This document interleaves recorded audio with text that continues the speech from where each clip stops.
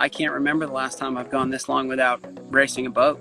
Nice to kind of disconnect from the world a bit and, not be, I know everyone's pretty connected, and it's kind of nice to put the phone down and get away from it.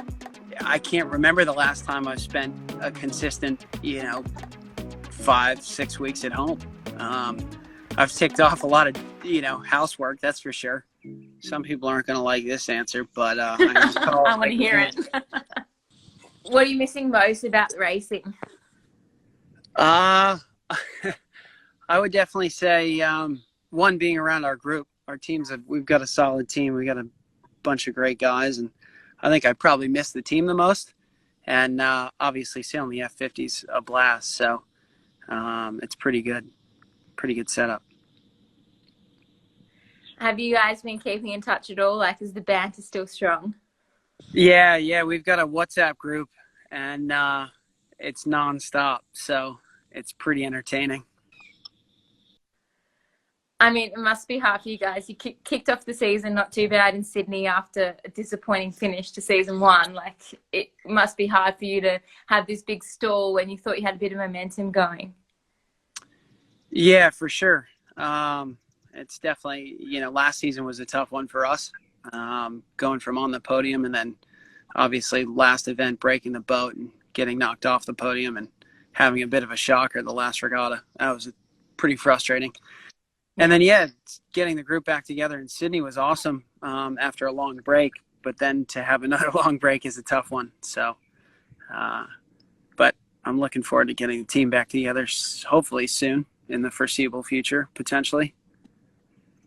Yeah, what's obviously, what did it feel like with Sydney coming back and having a season under your belt? You were still pretty fresh as a helm the previous year, so it would have been quite nice to have a bit more time on the boat and have a good handle on it around that tight racetrack. Yeah, we definitely, the first day was a tough one. It was breezy, and we had Shark Island in the middle of the racetrack, so it made for pretty good racing. Definitely tricky and plenty of stuff going on. But having a bit more experience, having a bit more confidence going into the second season was pretty nice. We had a few days of practice leading up to Sydney. Obviously, we would have loved more, but it was good to get our group back together and get racing again. And unfortunately, San Francisco was definitely one of our favorite events. Obviously, being a home event, we're gonna miss not being able to go compete out there. So I haven't sailed in San Fran, but I've only ever heard real good things about it. What's so good about sailing in San Fran? Well, I mean, one, it's a natural amphitheater for racing. You've got the shoreline right there, and then you've got good consistent breeze across the majority of the racetrack. So it makes for awesome racing. The racing is pretty consistent. And, I think this year would have been a lot different than last year. I think you would have seen the teams really mixing it up. And what were the crowds like last year? Could you hear them from the water cheering you on, or you're a bit far away? Yeah, I mean, the F50s are pretty loud. You've got a lot of apparent wind, but we were right along the shore, and we were all foil tacking right up the shoreline, and you could hear the crowd, on the grandstand, which was pretty cool. When you're used to sailing most days of the year, and all of a sudden you're, as you said, off in the woods away from isolation, must be pretty tricky. Yeah, it's definitely a lot different. This is definitely one of the longest stints I've gone. I can't remember the last time I've gone this long without racing a boat. It's coming up on over a month now, nearly a month and a half. The last time I raced a boat was mid-March, just as this whole thing was kicking off, and we went into lockdown a week later. So I raced my moth in Florida, and then headed straight home. And yeah, it's definitely a lot different for sure. And how are you keeping yourself busy if you're not tearing around on the water?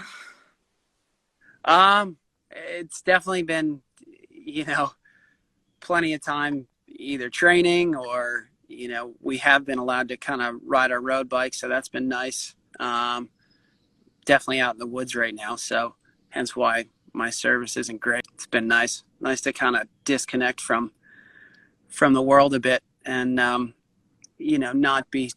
I know everyone's pretty connected, and it's kind of nice to put the phone down and get away from it. I guess you probably haven't been in one place in one time for such a long time either. Like you're always on the move. That must be nice just to settle down a little. Yeah, for sure. I can't remember the last time I've spent a consistent, 5-6 weeks at home. I've ticked off a lot of, housework, that's for sure.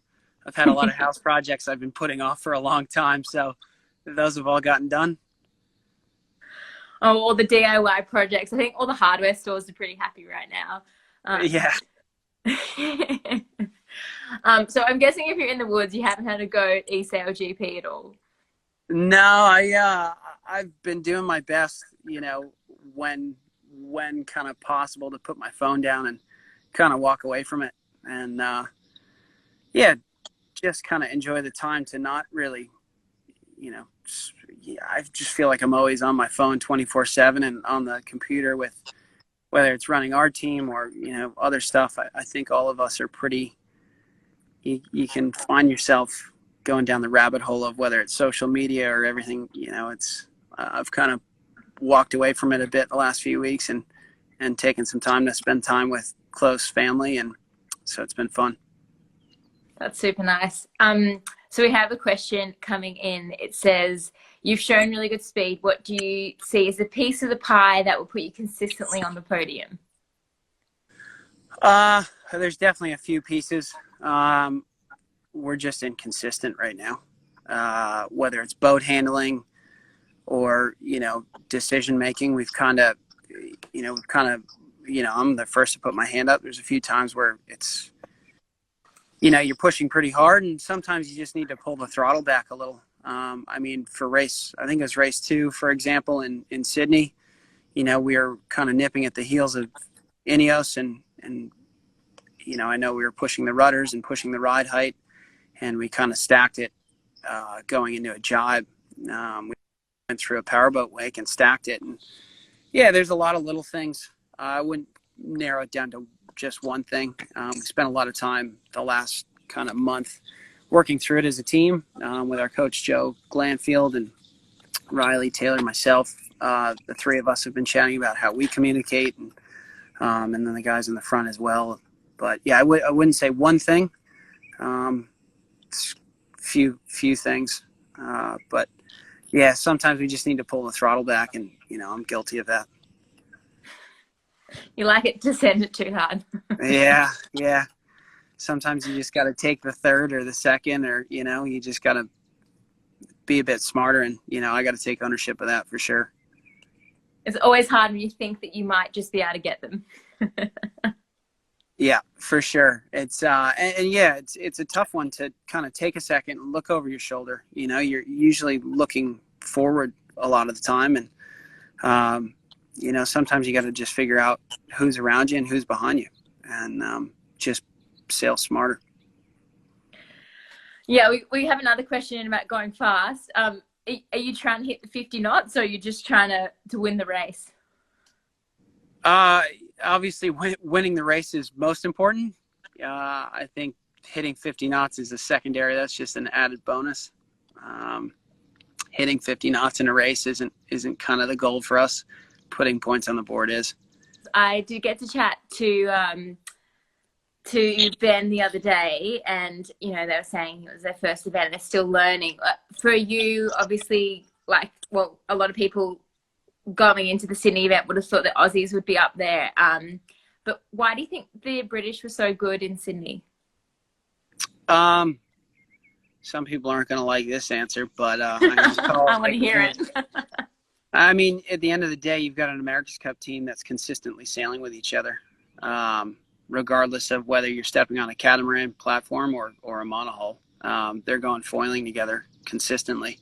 And they're spending a fair bit of time working through some of the same stuff that we're doing in the 50. So those guys are consistently around each other and consistently thinking about it with each other. And all that stuff crosses over. It's definitely a smart move that those guys made to go race in the in SailGP. So it sounds like teamwork's the key. Like you've got all the pieces and you just see that teamwork. I guess you said you don't really know what's going to happen. I don't think anyone really knows. But when you do get to get outside, and even if you don't get your hands on an F-50, how will you guys move forward as a team? You know, I think a lot of us right now, whether I guess we'll find out in the, you know, near future, whether, you know, we'll be able to travel kind of nationally, you know, within our own country, and then, you know, hopefully internationally. But, you know, a lot of us right now are on our team looking to do some moss sailing with each other, hopefully late summer, depending on kind of what local government does. So we'll see. Okay, well, we'll wrap up, but we've got one more question I've just spotted. What's your race day breakfast? Race day breakfast is usually an omelet, usually some fruit and granola, and depending, sometimes a smoothie, but yeah, pretty straightforward. Nice. Sounds very healthy. Yeah. Well, it sounds like you're enjoying a little bit of peace in the woods. We'll wrap it up there, but do you have a message for everyone out there that's been listening in, or all those young sailors that are following you or want to get out on the water? Just keep, you know, everyone's in this, you know, we're all in this together, and yeah, we'll hopefully in the foreseeable future, we'll be coming out the other side of this whole thing, and we'll all be back on the water soon. So we're looking forward to it. Hopefully see you soon racing around the F-50 racetrack. Yeah.